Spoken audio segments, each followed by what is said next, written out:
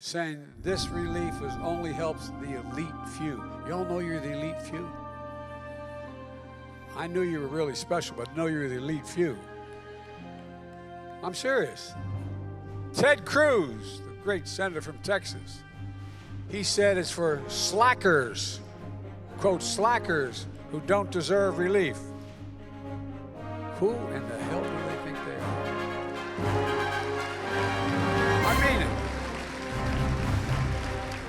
But the state where Republican officials say we can afford student relief, that's because the first 2 years of my administration, that's because of the historic deficit reduction, the very deficit reduction the Republicans voted against. This morning, my administration announced that this year the deficit fell. There could be huge changes, everybody, to your monthly benefit payments. If you are a Social Security recipient, you could see a drastic increase very soon. Inflation not seen in 4 decades is taking a bite out of American household finances. They none feel this more than those who receive Social Security benefits. The shortfall, however, is not new and has been growing over several decades. At the same time, though, if nothing is done in Congress, Social Security beneficiaries could see their monthly payments cut 13 years from now. A proposal by Democrats would address the issue for the recipients of Social Security benefits, with a $200 monthly boost while shoring up the program for the next 75 years. Democratic Representative Peter DeFazio from Oregon and Bernie Sanders introduced the Social Security Expansion Act. Earlier this month, the SSA announced that the fund that pays for benefits will encounter shortfalls in 13 years if nothing is done to undergrid the program. The bill would address the predicted shortfall that the Social Security Trust Fund will have, starting in 2035, when the SSA will no longer be able to pay full benefits to recipients. And according to the president of the Social Security Analysts Association, if Congress does not shore up Social Security benefits, it will be cut up by around 20% in 13 years' time. And many seniors rely on Social Security for the majority, if not all, of their income. That's what she told CBS News. Additionally, the bill would boost the monthly amount that recipients receive by $200, change the way benefits are indexed annually, and put in place a mechanism to fully fund the changes for the next 3/4 of a century. In 2022, the average monthly Social Security check is about $1,700, which is indexed annually to inflation. That was an increase of $93 on average over the previous year after the cost of living adjustment increased by 5.9% for this year was implemented.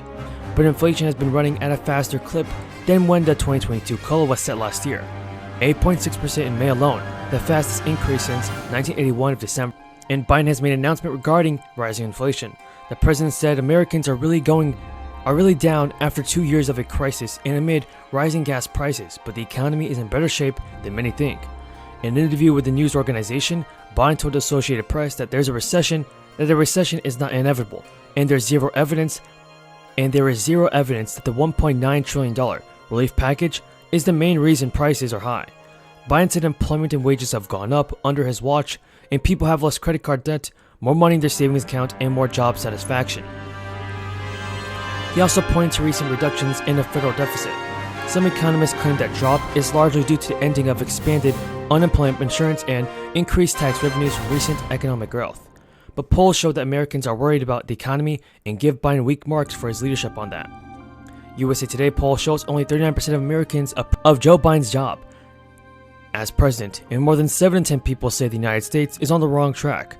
Biden said most of the turmoil people are dealing with is a consequence of the crisis. And asked about the political risk he now faces from higher gas prices, Joe Biden said most households are just trying to figure out how to put food on the table. Putin turn his tanks around and leave Ukraine.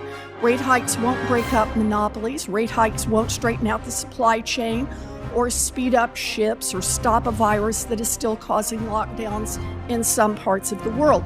So let's talk about what interest rate increases can do. Chair Powell, you said last week that interest rate increases, quote, moderate demand. Can you just explain a little more about what that means? Sure. So we think about interest rate increases as affecting financial conditions and then the economy through 3 broad channels, the first of which is interest-sensitive spending. So that's durable goods and automobiles and things like that. So interest rates go up, people's demand for as a result of higher interest rates will moderate or decline so that supply and demand can get into better balance. The second channel is just asset prices generally. Interest rates, as they go up, will cause asset prices to moderate across the economy, and people spend a little bit less out of their lower level of wealth. The third channel is the exchange rate, which is really just another asset price, and that just basically as the dollar strengthens. As rates go up, the dollar would strengthen, which would tend to drive. So I appreciate this, and I do. I appreciate the explanation, but let me just see if I can just put a little more plain vanilla explanation of what's going on here. If I understand what you've said and what economists are saying across the board, is that when you raise interest rate, there's going to be less money to invest, and that is, it's going to dampen business investment. Is that a fair statement? I think the idea is to Makes it more expensive moderate demand to invest, so that it can be in better balance with supply. Okay. And So the current it's gonna make it situation, more- demand is well in excess of supply in some areas of our. more expensive to invest, which in turn is going to throw workers out of work. And when they're out of work, they have less money to spend. So I get that rate increases stop companies from spending money to build new plants or to buy new trucks or to hire new people. Right, Chair Powell? When money's more expensive, they're less inclined to do that. I think that's what you just said on asset pricing, right?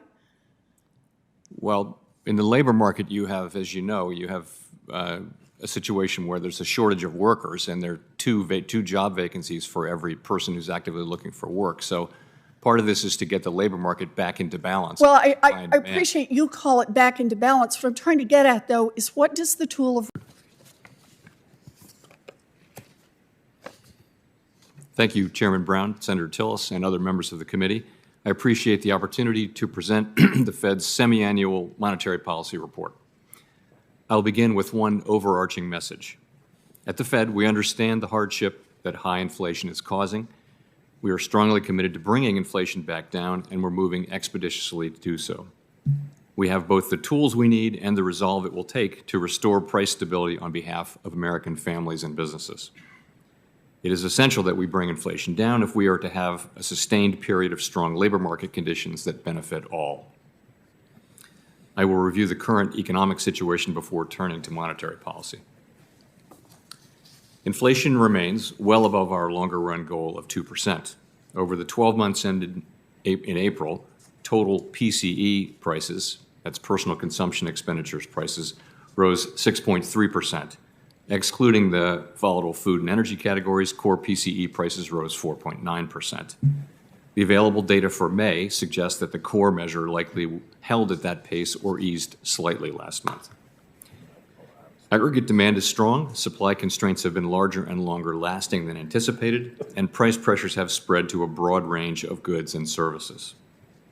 The surge in prices of crude oil and other commodities that resulted from Russia's invasion of Ukraine is boosting prices for gasoline and fuel and is creating additional upward pressure on inflation. And COVID-19 related lockdowns in China are likely to exacerbate ongoing supply chain disruptions. Over the past year, inflation also increased rapidly in many foreign economies, as discussed in a box in the June Monetary Policy Report. Overall economic activity edged down in the first quarter as unusually sharp swings in inventories and net exports more than offset continued strong underlying demand.